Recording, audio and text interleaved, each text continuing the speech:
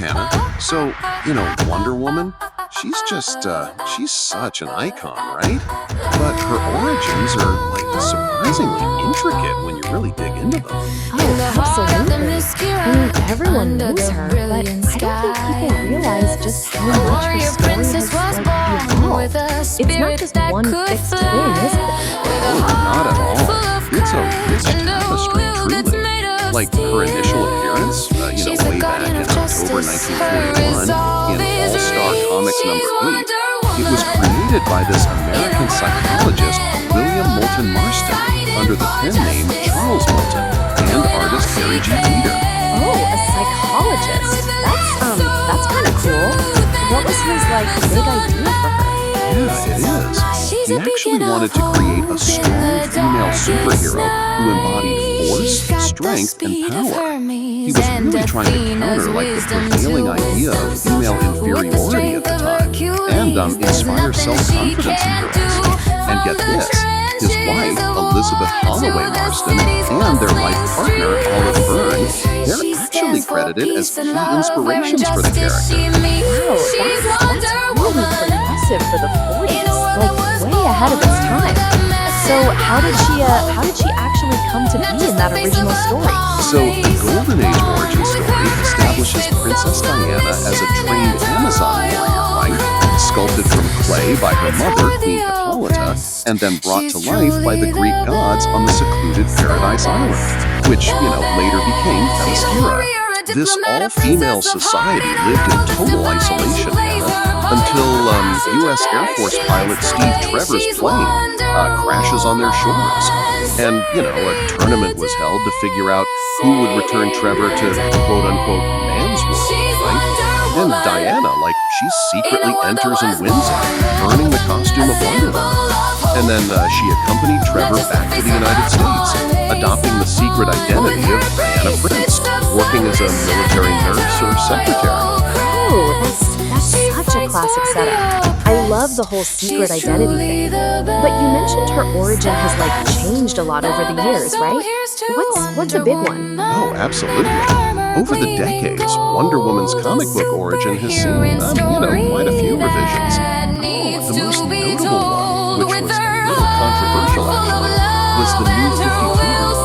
That introduced an alternative origin where Diana isn't sculpted from clay. Oh, no clay? What happens then? Nope, not sculpted from clay. In the New 52, she's actually the biological daughter of Queen Hippolyta and Zeus, the king of the Greek gods, which, makes her a demigoddess. It was a pretty big departure from her original, magical clay birth. Wow, that's a huge shift. So she's half god? That totally changes, her inherent power levels and her connection to the gods too, right?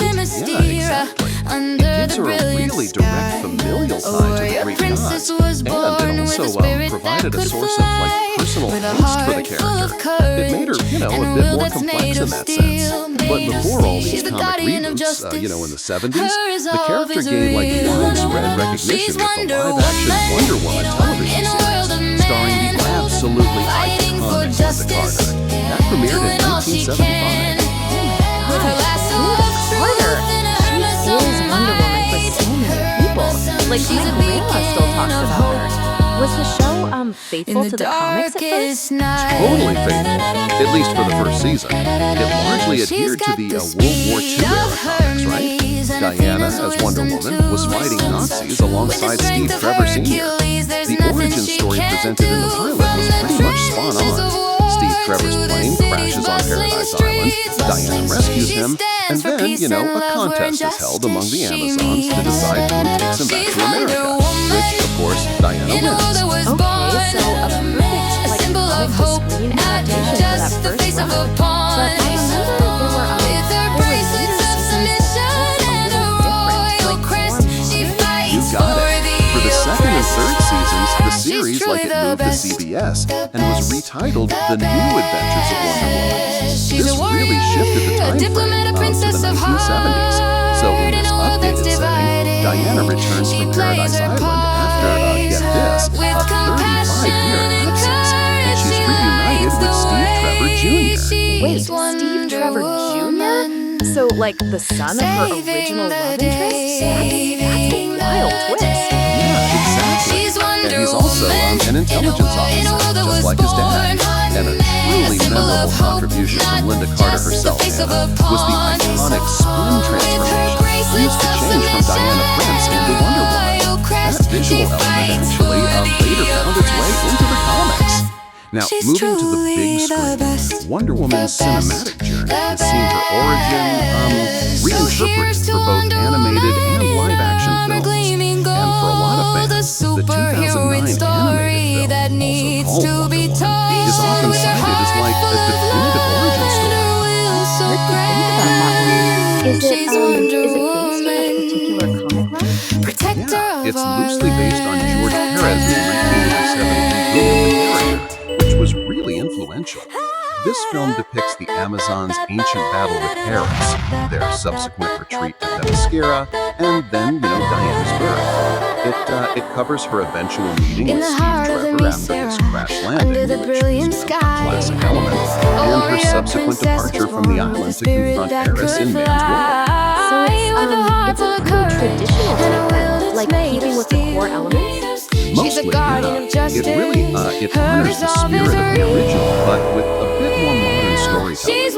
But then, of course, the big one, the 2017 live-action film Wonder Woman, starring Gal Gadot, that provided a major theatrical origin story for the character. It really solidified her place in modern pop culture. That movie was like amazing. I remember seeing it in theaters and just being so hyped. How did they handle her origin in that one? The film showcases Diana's upbringing on the hidden island of Themyscira, trained as a warrior by her mother. Her peaceful existence is disrupted when American pilot Steve Trevor crash lands on the island during World War I and informs the Amazons of the global threat. So in the 2017 film, Diana believes Hermes, the god of war, is behind all the devastation of World War I, right? So she leaves her home to stop him and end the war. And this film notably incorporates that new 52 comic book origin we talked about. Oh, the demigoddess type? So, she's Zeus's daughter in the movie? Exactly. It establishes Diana as the demigoddess, daughter of Hippolyta and Zeus. So it's a pretty significant deviation from her original clay-sculpted birth. This change, it really gives Diana a direct familial tie to the Greek gods, and it provides a source of, personal angst and purpose for the character in the film. I really liked that in the movie. It felt like it gave her more personal stakes, Like it wasn't just about her mission, but also her heritage and her destiny too. Absolutely. And it just shows how adaptable her story is, right? Even with all these different origins across comics, television, and film, like the core essence of Wonder Woman, it stays the same. Her Amazonian heritage, her mission for peace, fighting for justice and equality, those elements are always consistent. That's really true. Like no matter if she's Lord of Clay or the daughter of Zeus, she's always Wonder Woman. It's cool how a character can change so much, but still fundamentally be the same, Yeah, and I think that's why she resonates so deeply with so many people across so many generations too. She's a constant, inspiring presence, no matter the specific backstory, being highlighted at the moment. Speaking of her origin, Hannah, you know how she secretly enters that contest to escort Steve Trevor back? That whole defying her mother's wishes is such a classic, rebellious move for Diana. Oh yeah, I love that part. It really shows her independent spirit right from the start. But how did she manage to keep it a secret from Hippolyta, given that everyone on Paradise Island would know her? Well, in the original Golden Age comics, that's where the iconic mask comes in. To circumvent her mother's ban and compete without being immediately recognized, Diana wore a mask during the tournament. It was her way of ensuring fair play and proving her worth without special treatment. A mask? That's so clever, and also a little bit mischievous, right? It really emphasizes her determination to do what she felt was right, even against authority. Exactly. It wasn't just a disguise, it was a symbol of her resolve. It allowed her to compete as just another Amazon, showcasing her skills purely on merit, even though it was a direct act of defiance. It really set the stage for her character's commitment to justice. That's such a great detail. It highlights her inherent drive to protect and serve, even when it means breaking the rules a little. Speaking of her unique approach, Hannah, it's not just her spirit and origin that are iconic, but also her incredible arsenal. She doesn't just fight, she uses specific tools that are central to her character. Oh, absolutely. Like the lasso of truth immediately comes to mind. That's her most famous one, right? What's the deal with it? That's right. The lasso of truth, or the lasso of Hestia, is probably her most recognizable weapon. Forged by Hephaestus, it compels anyone bound by it to tell the absolute truth. It's not just a physical restraint, it's a tool for justice and enlightenment. Wow, such a powerful concept. Like she disarms with honesty. And then there are her bracelets. The bracelets of submission, right? Or bracelets of victory? Both names are used. They're indestructible, crafted from the shield of Aegis, and can deflect bullets, energy blasts, and other projectiles. They're essential for her defense, a literal shield on her forearms. That's amazing. So she's not just about offense, but also about deflecting harm and getting to the truth. She really is a different kind of superhero. And speaking of her unique identity, Hannah, we can't ignore her look, right? Her costume is instantly recognizable. But have you ever considered if Wonder Woman's costume is, actually a flag? Oh, that's interesting. It definitely has all the patriotic elements, doesn't it? The red, white, and blue, the stars and stripes.